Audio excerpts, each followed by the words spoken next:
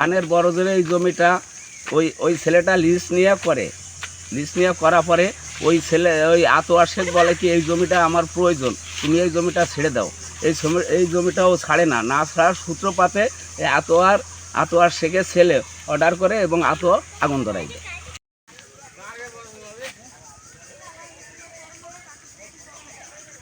বিচার চেয়েছি গ্রামীণদের কাছে এবং আমাদের পাশে যে এই যে ফাঁড়ি আছে, এই ফাঁড়ির যে দারোগা ছিলেন তাকে এনেও আমরা বিচার চেয়েছি।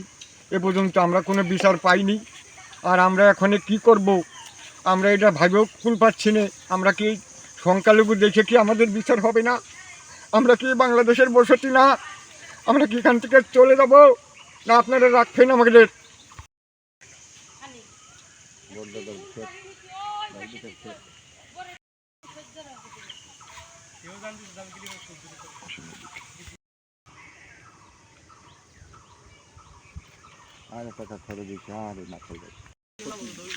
কত বড় ক্ষতি সহ্য করে কেমন আরে ক্ষতি।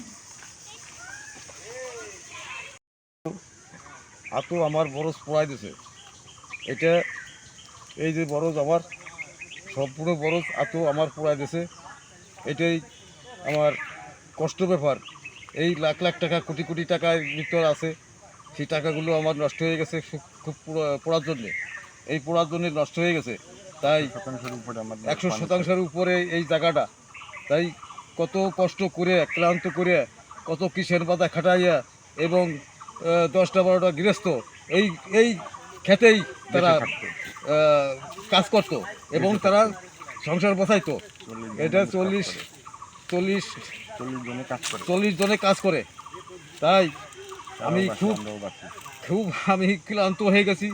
এখন কি করব, কিছুই কুল কেনারা পাচ্ছি না। এখন কি করব, আমি কিছুই পাচ্ছি না। এই বরজটা আমার, ওই বরজটা আমার, ওই পাশে বরজ আমার, সব চলে গেছে আগুনে। তাই আপনাকে কাছে নিবেদন করি, চাই উচিত বিচার যদি হয় তাহলে আমি এই দেশে থাকবো, নালি থাকবো না। আমি চলে যাব, কোথায় চলে যাব এটা বলতে পারবো না। আমার এই দেশের মানুষ ক্ষতি আমার করে যাচ্ছে, এরপর ক্ষতি করে যাচ্ছে এইভাবে।